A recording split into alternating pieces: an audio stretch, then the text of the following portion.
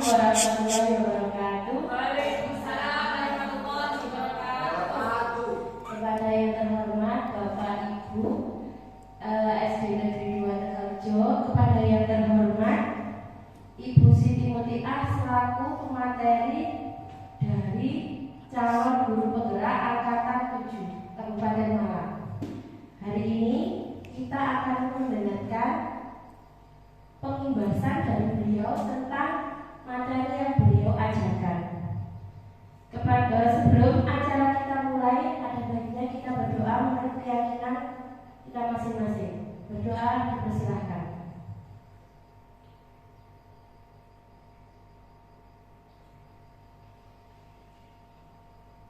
Berdoa selesai.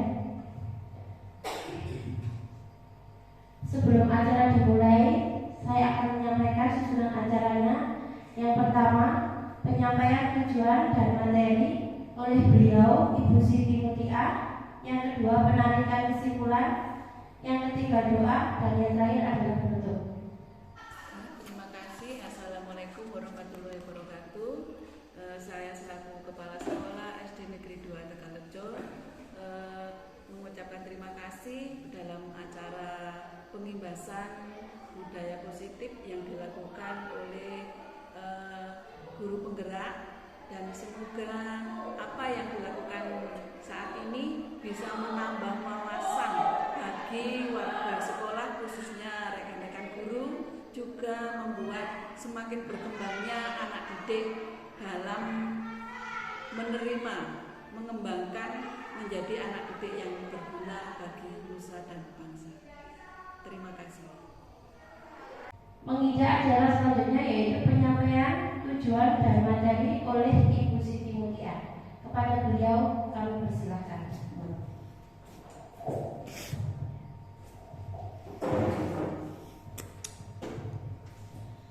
Bismillahirrahmanirrahim. Assalamualaikum warahmatullahi wabarakatuh. Waalaikumsalam warahmatullahi wabarakatuh. Alhamdulillah, alhamdulillahirabbil alamin, wa bihi nasta'inu ala umuri dunya waddin. Shalatu wassalamu ala asyrofil anbiya'i wal mursalin wa ala alihi wa sahbihi ajmain. Amma ba'd. Yang kami hormati Bapak Ibu guru SD Negeri 2 Tegalrejo beserta Bapak Ibu Kepala Sekolah yang kebetulan hari ini tidak bisa hadir ya. Terima kasih kami ucapkan karena pada kesempatan hari ini dengan bisa meluangkan waktu untuk mengikuti pembahasan dari tugas saksi nyata saya, yaitu guru penggerak. Terima kasih juga kepada Bapak Ibu yang telah bersedia meluangkan waktu tadi sudah, yang sudah mau saya repoti untuk mengikuti acara ini. Selanjutnya, tujuan dari kegiatan ini adalah merupakan pembahasan diseminasi aksi nyata modul 1.4, yaitu tentang budaya positif pendidikan calon guru penggerak angkatan 7 Kabupaten Malang. Yang nanti di dalamnya ada 7 materi yang semuanya sudah saya rangkum dalam materi berupa PowerPoint yang insya Allah nanti saya akan sampaikan. Sebelumnya perkenalkan, nama saya Siti Mutia dari SD Negeri 2 Tegalrejo. Kebetulan saya adalah calon guru penggerak angkatan 7 Kabupaten Malang. Budaya positif. Apa sih sebenarnya budaya positif itu? Nah, di sini ada 2 latar belakang. Ada 2 materi. Yang pertama latar belakang dan yang kedua adalah pengertian dari budaya positif tersebut. Budaya latar belakang merupakan suasana positif, sangat mendukung dalam menciptakan pembelajaran yang kondusif. Karena dengan suasana yang positif, murid dan guru akan menemukan suatu kondisi pembelajaran yang menyenangkan, sehingga proses pembelajaran dapat berjalan tanpa adanya suatu beban, tetapi menjadi suatu kebutuhan. Suasana yang positif atau suasana yang menyenangkan juga akan membantu menggerakkan moral yang positif bagi murid, sehingga karakter murid tidak hanya terbentuk dari akademik atau intelektualnya saja, tetapi juga dari lingkungan yang ada. Intinya kalau kita mengadakan pembelajaran yang menyenangkan akan menjadikan berakibat ke murid itu adalah karakter yang bagus juga. Sedangkan budaya positif adalah nilai-nilai atau keyakinan-keyakinan, kebiasaan-kebiasaan di sekolah yang berpihak pada murid, agar murid dapat berkembang menjadi pribadi yang mandiri, kritis, penuh hormat dan bertanggung jawab. Itu pengertian dari budaya positif. Selanjutnya, disiplin positif itu merupakan cara penerapan disiplin tanpa kekerasan dan ancaman yang dalam prakteknya melibatkan komunikasi yang efektif antara murid dan guru. Jadi untuk disiplin positif itu adalah mendisiplinkan murid tanpa adanya kekerasan, tanpa adanya jirit, tanpa adanya geblek dan lain sebagainya. Dalam penerapannya, disiplin positif ini merupakan diajarkan untuk memahami konsekuensi dari perilaku mereka. Selain itu, disiplin positif juga mengajarkan murid tanggung jawab serta rasa hormat dalam berinteraksi dengan lingkungannya. Jadi di sini disiplin positif itu adalah memahamkan murid akan konsekuensi jika sesuatu itu dilakukan oleh murid. Jadi tidak ada hukuman ataupun ancaman. Jadi disiplin positif merupakan salah satu cara penerapan disiplin yang bertujuan untuk menumbuhkan kesadaran serta memberdayakan murid untuk melakukan sesuatu tanpa sokokan, ancaman maupun hukuman. Ini penting ya. Tapi kadang kita juga secara tidak sadar kalau tidak menghukum itu rasanya kayak kurang marem. Lanjut, disiplin positif akan menumbuhkan nilai-nilai kebajikan. Nilai-nilai kebajikan adalah sifat-sifat positif manusia yang merupakan tujuan mulia yang ingin dicapai setiap individu. Nilai-nilai tersebut bersifat universal dan lintas bahasa, suku, bangsa, agama maupun latar belakang.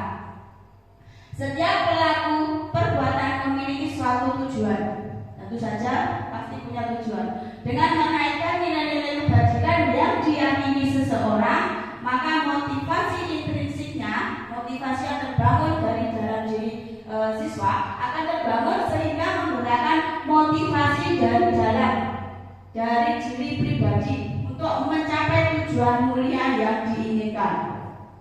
Jadi karena adanya disiplin positif itu akan menimbulkan motivasi-motivasi dari dalam diri siswa, bukan dari luar atau eksternal.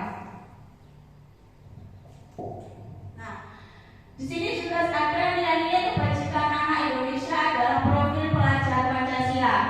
Yang sudah kita ketahui bahwa profil pelajar Pancasila ada 6. Yang pertama adalah ini biasanya kalau kelas 1 itu biasanya saya nyanyikan secara bersama-sama. Lagunya seperti ini. Pelajar Pancasila beriman dan bertakwa pada Tuhan Yang Esa dan berakhlak mulia, berkebinekaan global, gotong royong mandiri, kreatif dan bernalar kritis. Itu biasa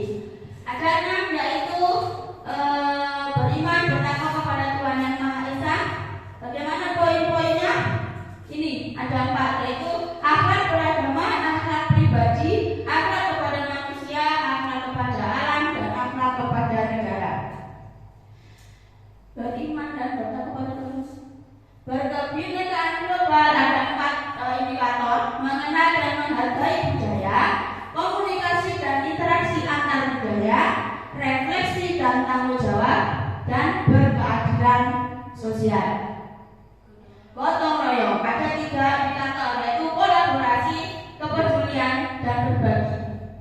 Ini adalah kolaborasi ini yang sangat diharuskan dalam guru penggerak. Kolaborasi itu kerjasama yang positif antar guru dengan murid dengan murid, guru dengan guru. Intinya kolaborasi di seluruh warga sekolah. Mandiri, kesadaran akan diri dan situasi dan regulasi diri, bernalar kritis, memperoleh dan proses informasi, analisis dan evaluasi penalaran, refleksi dan evaluasi, dan yang terakhir yaitu kreatif, gagasan orisinal, karya orisinal, keleluasan dalam berpikir. Sekarang kita lanjut motivasi perilaku manusia. Ada 3 motivasi perilaku manusia. Yang pertama itu menghindari ketidaknyamanan atau hukuman. Biasanya kalau kita diberi tugas, itu ada pertanyaan begini: apa yang akan terjadi apabila saya tidak melakukannya? Justru malah menghindar, tidak tahu. Jadi nanti tidak tahu, karena menghindar itu tidak tahu apa yang akan terjadi. Nah, ini merupakan motivasi yang berasal dari luar, yaitu eksternal. Yang kedua, untuk mendapatkan imbalan atau penghargaan dari orang lain. Biasanya kalau diberi tugas itu ada pertanyaan, apa yang akan saya dapatkan apabila saya melakukannya? Jadi melakukan sesuatu karena imbalan, seperti itu. Ini juga motivasinya masih berasal dari luar, yaitu eksternal. Yang ketiga, untuk menjadi orang yang mereka inginkan dan menghargai diri sendiri dengan nilai-nilai yang mereka percaya. Biasanya ada pertanyaan, akan menjadi apa jika ini saya lakukan? Nah, kalau sudah seperti ini, berarti itu motivasinya berasal dari diri pribadi, dari internal. Tetapi untuk mencapai taraf yang nomor 3 ini perlu sebuah proses, tidak ujuk-ujuk atau tiba-tiba. Selanjutnya kita menginjak pada keyakinan kelas. Mengapa kok keyakinan kelas, kok tidak peraturan kelas saja? Ini jawabannya. Karena untuk mendukung tumbuhnya motivasi yang berasal dari diri pribadi, kembali ke nilai-nilai atau keyakinan-keyakinan, lebih menggerakkan seseorang dibandingkan mengikuti serangkaian peraturan-peraturan tertulis tanpa makna. Jadi nanti ada cara-cara untuk melakukan keyakinan kelas. Karena keyakinan kelas tentu saja ini dilakukan di dalam kelas. Karena di dalam kelas berarti pihak yang terlibat yaitu murid dan guru. Nah, ini dia. Bagaimana pembentukan keyakinan kelas? Bagaimana cara membentuk keyakinan kelas? Yang pertama yaitu menggunakan pernyataan-pernyataan universal. Yang kedua, dibuat dalam bentuk atau kata-kata yang positif. Yang ketiga, tidak terlalu banyak sehingga mudah diingat dan dipahami oleh semua warga kelas. Ingat ya, keyakinan kelas itu dibuat di kelas, bukan sekolahan. Yang keempat, dapat diterapkan di lingkungan tersebut. Yang kelima, semua warga kelas hendaknya ikut berkontribusi dalam pembuatan keyakinan kelas lewat kegiatan curah pendapat.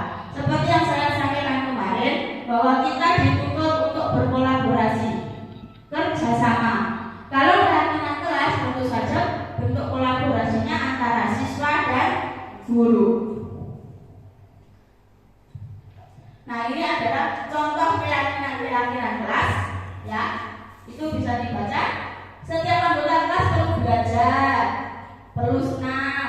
Anggota kelas melakukan tugas, saling menghormati, merasa aman, terus bersifat positif, saling menghormati lagi, senantiasa membantu dan seterusnya. Ini adalah contoh-contoh kalimat dalam keyakinan kelas. Nah, ini kemarin ini sudah saya praktekkan di kelas 1. Contoh keyakinan kelas yang telah kami buat, yaitu kolaborasi antara saya sebagai guru dan murid. Anak-anak jadi antusias. Di sini anak-anak menuliskan, aku tuh sebenarnya pengen seperti apa sih di dalam kelas ini, pengen seperti apa. Dituliskan satu anak satu. Ada yang datang tepat waktu, ada yang saling menghormati, mengerjakan tugas tepat waktu. Itu anak-anak semuanya menulis. Lebih menarik lagi jika cara pembuatannya menggunakan kertas yang berwarna-warni seperti ini. Kemudian kita tempelkan di kertas. Terus ini adalah supaya anak-anak itu ingat kenapa kok ditempel. Nah, kalau sudah selesai silakan boleh ditempel di tembok. Selanjutnya kita menginjak pada hukuman dan penghargaan. Hukuman oleh penghargaan itu ada 3 kategori. Yang pertama, penghargaan menurunkan kualitas. Yang kedua, penghargaan mematikan kreativitas. Dan yang ketiga, penghargaan mengurangi motivasi intrinsik.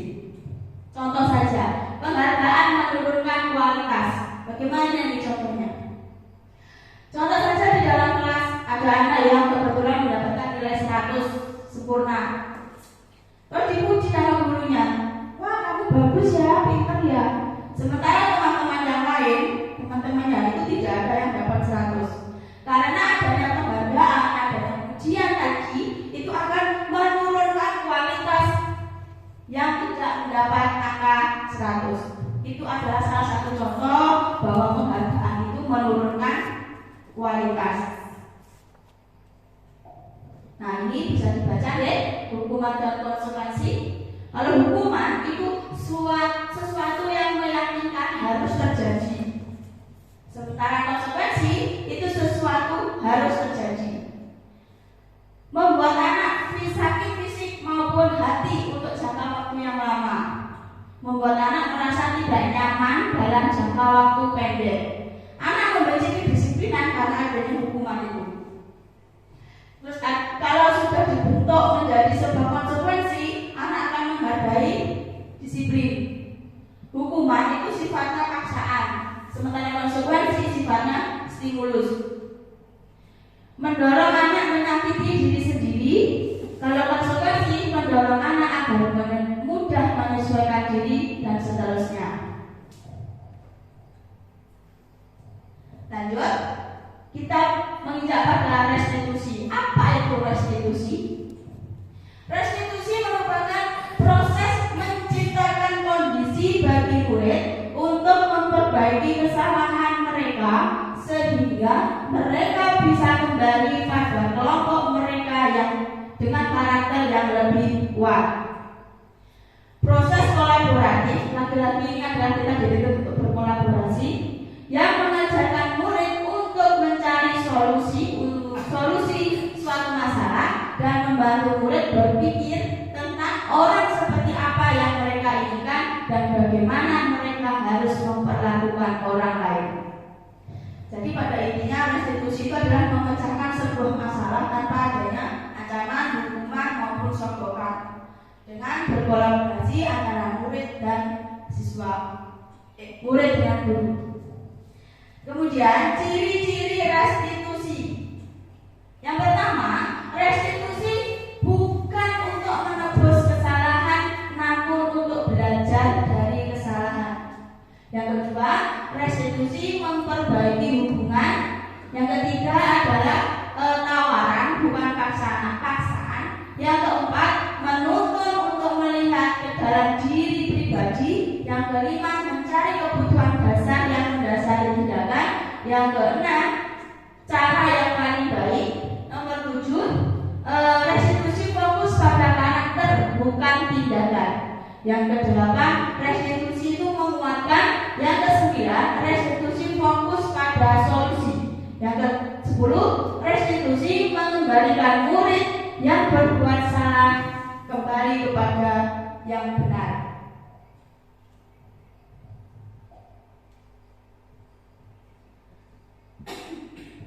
Ketika anak melakukan suatu hal yang cenderung negatif, hal tersebut terjadi karena adanya kebutuhan dasar yang belum terpenuhi. Kita menginjak pada materi kebutuhan dasar. Apa saja kebutuhan dasar pada anak itu? Kebutuhan dasar pada manusia itu ada 5. Yang pertama, bertahan hidup, survive. Yang kedua, kasih sayang dan rasa diterima. Yang kelima, kebebasan. Yang ketiga, kebebasan, kesenangan dan penguasaan. Ini adalah 5 kebutuhan dasar manusia. Bertahan hidup butuh, kasih sayang butuh, kebebasan butuh, senang butuh, penguasaan butuh. Yang pertama adalah kebutuhan bertahan hidup atau survive. Kebutuhan bertahan hidup adalah kebutuhan yang bersifat fisiologis untuk bertahan hidup, misalnya kesehatan, rumah, dan makanan. Kalau dalam ilmu pendidikan sosial zaman dulu mungkin kebutuhan primer. Nah, kebutuhan biologis sebagai bagian dari proses reproduksi termasuk kebutuhan untuk tetap bertahan hidup. Komponen psikologis pada kebutuhan ini meliputi kebutuhan akan perasaan aman. Kemudian kebutuhan yang kedua yaitu kasih sayang dan rasa diterima. Kebutuhan untuk disayang dan diterima meliputi kebutuhan akan hubungan dan koneksi sosial satu dengan yang lain. Kebutuhan untuk memberi dan menerima kasih sayang dan kebutuhan untuk merasa menjadi bagian dari suatu kelompok. Jadi kalau kasih sayang dan rasa diterima itu pasti dibutuhkan. Yang ketiga yaitu penguasaan. Kebutuhan ini meliputi keinginan untuk dianggap berharga, bisa membuat perbedaan, bisa membuat pencapaian, kompeten, dianggap aku iki ono, memanusiakan manusia. Yang keempat yaitu kebebasan.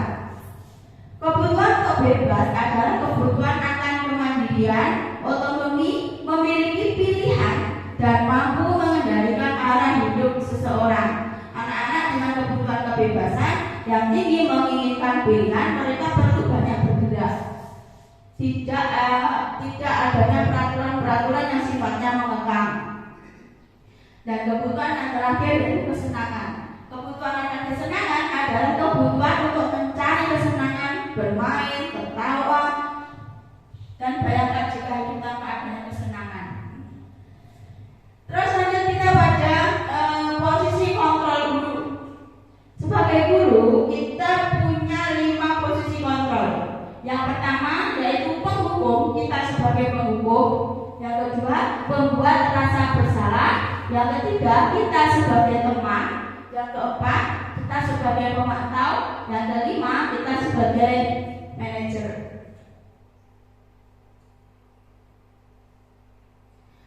Dalam posisi kontrol ini, posisi kontrol ini yang paling baik adalah sebagai manajer.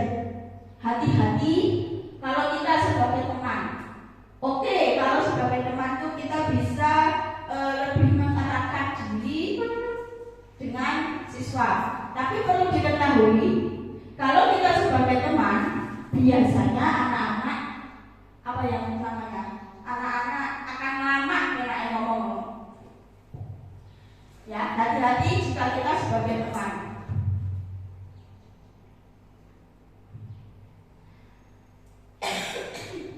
Lanjut pada segitiga restitusi. Segitiga restitusi merupakan proses dialog yang dijalankan oleh guru atau orang tua agar dapat menghasilkan murid yang mandiri dan bertanggung jawab. Ini adalah segitiga restitusi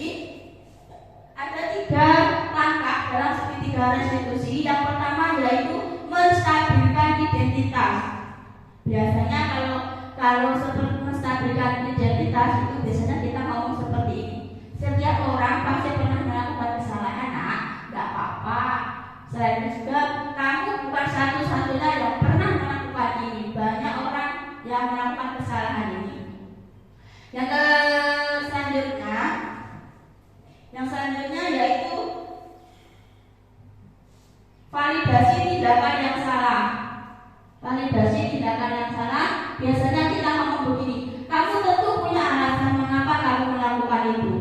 Jadi kalau ada anak-anak yang melakukan kesalahan, kita tidak boleh langsung ngejudge, tidak boleh langsung menghukum, ya. Jadi ada langkah-langkah bagaimana cara menyelesaikan masalah tersebut. Yang pertama, menstabilkan identitas dengan dua pertanyaan ini. Yang kedua, validasi tindakan yang salah. Itu ada dua contoh pertanyaan. Yang ketiga, menanyakan keyakinan kelas apa yang telah kita sepakati. Biasanya begini, kamu tahu keyakinan kelas yang telah kita sepakati, tahu, tapi kenapa masih kamu langgar? Nah, PNAI ngomong seperti itu. Segitiga restitusi ini merupakan penerapan dalam posisi manajer yang diharapkan menjadikan murid lebih kuat secara pribadi, membuka wawasan murid agar dapat menyelesaikan permasalahannya sendiri, dan murid akan semakin percaya diri, mandiri, dan bertanggung jawab. Ini adalah tadi menstabilkan identitas. Tadi sudah saya bilang bahwa kalau kita menyelesaikan masalah tidak boleh langsung tidak boleh, ya. Yang pertama yaitu menstabilkan identitas. Bagian dasar dari segitiga restitusi ini adalah bertujuan untuk mengubah identitas anak dari orang yang gagal karena melakukan kesalahan menjadi orang yang sukses. Ada contoh guru bertanya jika anak itu melakukan sebuah kesalahan. Yang pertama, berbuat salah itu tidak apa-apa, wajar. Tidak ada manusia yang sempurna. Saya juga pernah melakukan kesalahan seperti itu. Kita bisa menyelesaikan ini, jangan khawatir.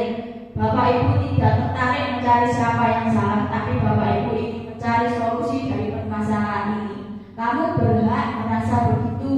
Apakah kamu sedang mencari teman yang baik buat dirimu sendiri? Jadi ketika ada masalah, itu diselesaikan dengan contoh pertanyaan seperti ini. Tentunya dengan nada yang datar, nada yang tidak bentak-bentak seperti itu. Yang kedua, validasi tindakan yang salah.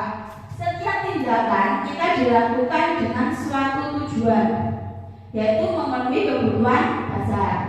Pada validasi tindakan yang salah ini biasanya guru itu berkata seperti ini, padahal kamu bisa melakukan yang lebih buruk dari ini, ya. Kamu pasti punya alasan mengapa melakukan hal itu.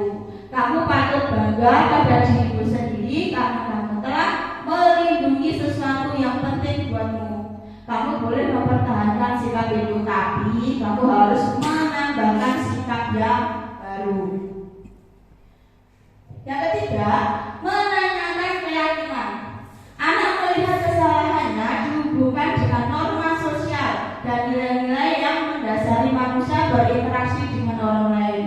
Biasanya guru itu berkata, apa yang kita percaya seperti kelas atau keluarga, apa nilai-nilai umum yang telah kita sepakati, apa bayangan kita tentang kelas yang ideal, kamu mau jadi orang yang seperti apa.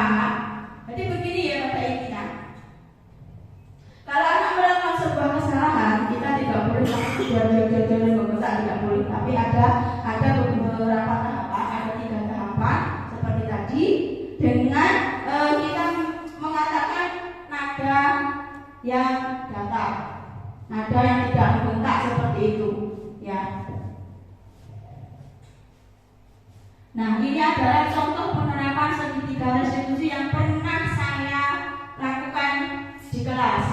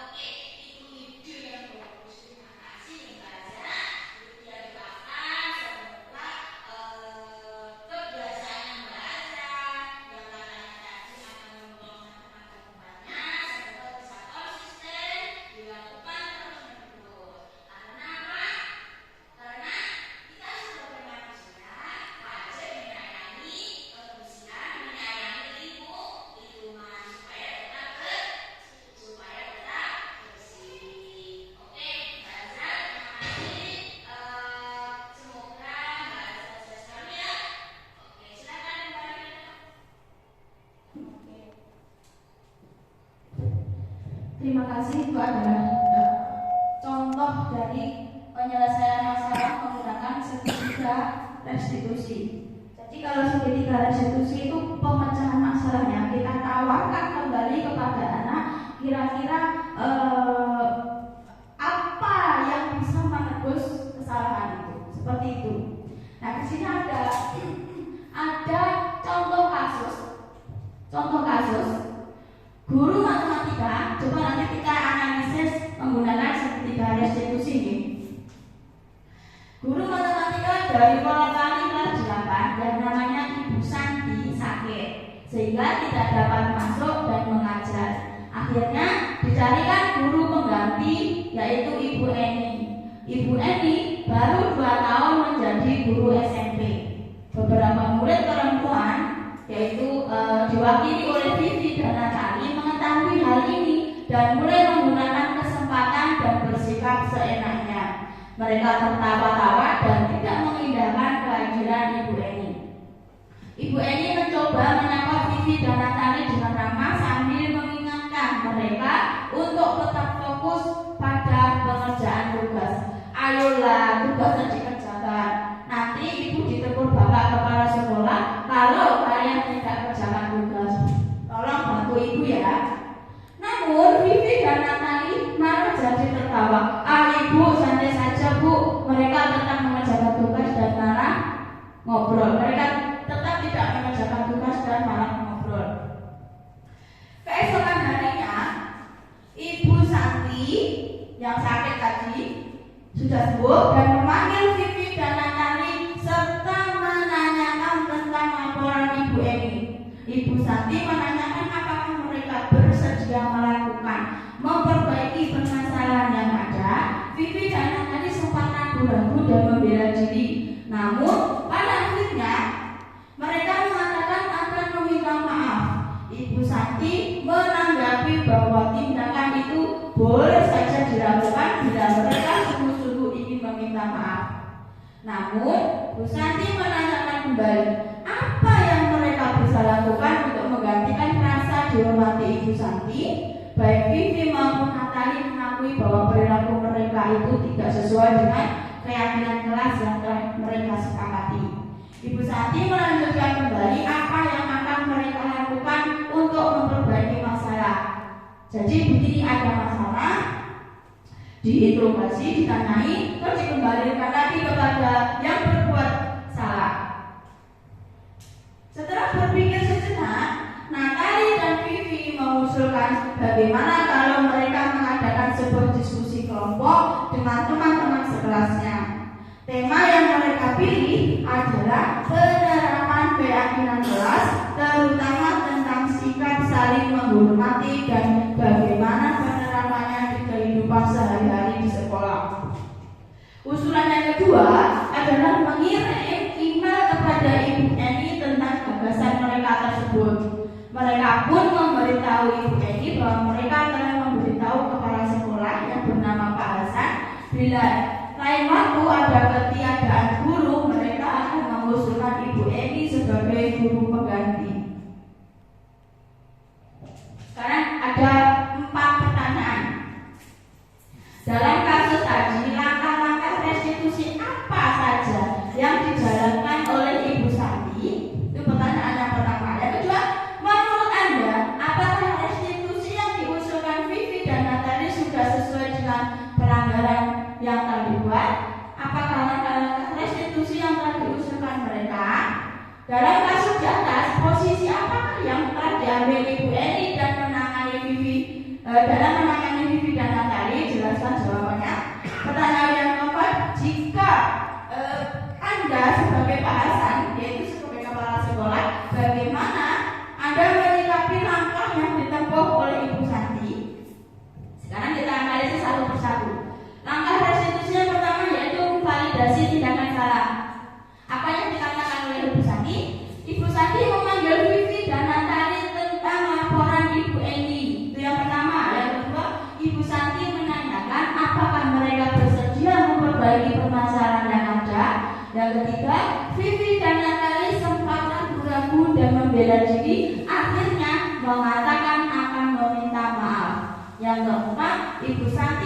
menanggapi bahwa tindakan itu boleh saja dilakukan bila mereka sungguh-sungguh meminta maaf. Yang keempat, Ibu Santi menanyakan kembali apa yang mereka bisa lakukan untuk menggantikan rasa tidak menghormati guru. Sekarang langkah yang kedua yaitu menanyakan keyakinan. Bagaimana yang dikatakan oleh ibu guru tadi? Baik Vivi maupun Natali mengakui bahwa mereka tidak sesuai dengan keyakinan kelas yang telah disepakati. Yang kedua, Ibu Santi melanjutkan kembali apa yang akan mereka lakukan untuk memperbaiki masalah, apakah ada gagasan atau ide. Nah, jadi seperti yang saya katakan tadi, jika anak melakukan sesuatu kesalahan, kita kembalikan lagi kepada anak bagaimana solusi, cara mengatasinya. Pertanyaan selanjutnya, apakah restitusi yang diusulkan Vivi dan Natali sudah sesuai dengan pelanggaran yang telah dibuat? Apakah langkah-langkah restitusi yang telah diusulkan mereka? Restitusi yang diusulkan Vivi dan Natali itu sudah sesuai, yaitu tadi apa? Membuat keyakinan kelas, kemudian mengirimkan hasilnya kepada Ibu Eni. Langkah-langkahnya yaitu diskusi kelompok dengan teman-teman sekelasnya. Tema yang mereka pilih adalah penerapan keyakinan kelas, terutama tentang sikap saling menghormati dan bagaimana penerapannya di kehidupan sehari-hari di sekolah. Yang kedua, mengirim email kepada Ibu Eni tentang gagasan mereka tersebut, yaitu tentang membuat keyakinan kelas tadi. Yang ketiga, mereka pun memberitahu Ibu Eni bahwa mereka telah memberitahu kepala sekolah yang bernama Pak Hasan bila lain waktu ada ketiadaan guru, maka mereka akan mengusulkan Ibu Eni sebagai guru pengganti. Restitusi yang diusulkan Vivi dan Natali itu sudah sesuai, ya. Langkah-langkahnya tadi yaitu menstabilkan identitas. Mereka menyadari bahwa kesalahan itu tidak hanya dilakukan oleh Vivi dan Natali, tetapi juga dilakukan oleh teman-teman sekelasnya. Langkah-langkah tersebut itu dibuktikan dengan berdiskusi kelompok dengan teman sekelasnya. Langkah yang kedua yaitu memvalidasi tindakan salah. Tadi mengirimkan email kepada Ibu Eni. Yang kedua, mereka pun memberitahu Ibu Eni bahwa mereka telah memberitahu kepala sekolah yang bernama Pak Hasan tadi bahwa jika suatu saat ada ketiadaan guru, maka bahwa mereka mengusulkan Ibu Eni sebagai guru pengganti. Yang ketiga yaitu menanyakan keyakinan. Mereka mengirim tema diskusi tentang penerapan keyakinan kelas, terutama sikap saling menghormati dan bagaimana penerapannya dalam kehidupan sehari-hari di sekolah. Posisi apakah yang telah diambil oleh Ibu Eni? Tadi kan posisi guru, posisi kontrol guru ada 5: penghukum, buat rasa bersalah, teman, manajer, terus dan satu lagi tadi apa? Manajer, penghukum, dan seterusnya. Ya, posisi apakah yang telah diambil oleh Ibu Eni dalam menangani Vivi dan Natali? Jelaskan jawabannya. Yaitu posisi kontrol yang diambil oleh Ibu Eni adalah membuat orang merasa bersalah. Apa yang dikatakan? Apa buktinya? Ayolah, tugasnya dikerjakan. Nanti ibu ditegur bapak kepala sekolah kalau kalian tidak kerjakan tugas. Tolong bantu ibu ya. Nah, Ibu Eni ini berperan sebagai pembuat orang merasa bersalah dengan mengucapkan kalimat seperti itu untuk menarik simpati dari Natali dan Vivi beserta teman-teman sekelasnya. Jika kami adalah Pak Hasan yaitu sebagai kepala sekolah, bagaimana kami menyikapi langkah-langkah yang ditempuh Ibu Santi? Sikap Ibu Santi itu sudah benar. Ini menurut Pak Hasan dan kepala sekolah ya. Sikap kita ini sebagai Pak Hasan dan kepala sekolah sebagai manajerial adalah memanggil Ibu Santi, mengapresiasi tindakannya serta memberikan dukungan penuh atas keputusan Ibu Santi. Nah, terima kasih. Itu adalah contoh kasus-kasus yang ada, yang pernah kita alami bersama. Mungkin itu yang dapat saya sampaikan, kurang lebihnya mohon maaf. Wassalamualaikum warahmatullahi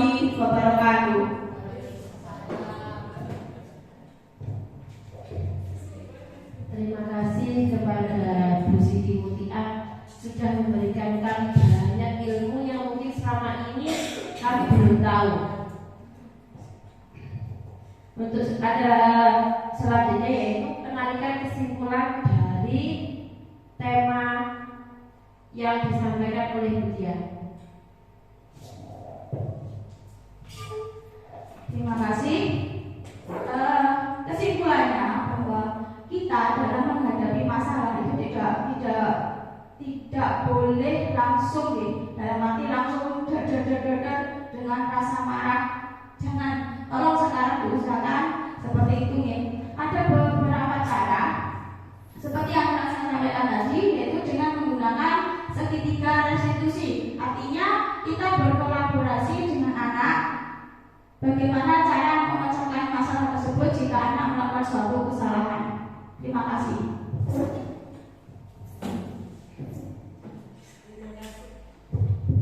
Terima kasih. Untuk acara selanjutnya yaitu penutup dan doa. Sebelum kita tutup acara ini, selaku saya sebagai pembawa acara ada kurang lebihnya, saya mohon maaf yang sebesar-besarnya. Untuk penutup dan doa nanti akan dibawakan oleh Bu Ola. Saya akhiri. Assalamualaikum warahmatullahi wabarakatuh. Waalaikumsalam warahmatullahi wabarakatuh.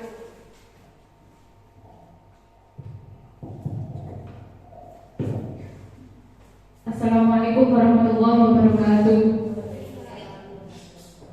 Kita berdoa menurut keyakinan kita masing-masing. A'udzubillahi minasyaitonir rajim. Bismillahirrahmanirrahim. Alhamdulillahirabbil alamin. Hamdan yuwaffi ni'matihi wa yukaffir mazidah. Ya Rabbana lakal hamdu wa la yusyukru kama yanbaghi li jalali wajhika karim wa 'azimi sultanik. Allahumma wa sallim 'ala sayyidina Muhammadin wa ala alihi wa sahbihi ajma'in. Allahumma inna nas'aluka salamatan fid din wa diyatan wal akhirin wa afiyatan fil jasadi wa ziyadatan fil ilmi wa barakatan fil rizqi wa taqabbalan maut wa rahmatan indal maut wa maghfiratan ba'dal maut wa najatan minan nar wal 'afiyatan hisab bi rahmatika ya arhamar rahimin. Wa sallallahu ala sayyidina Muhammadin wa ala alihi wa sahbihi wa sallam walhamdulillahi rabbil alamin. Al-Fatihah.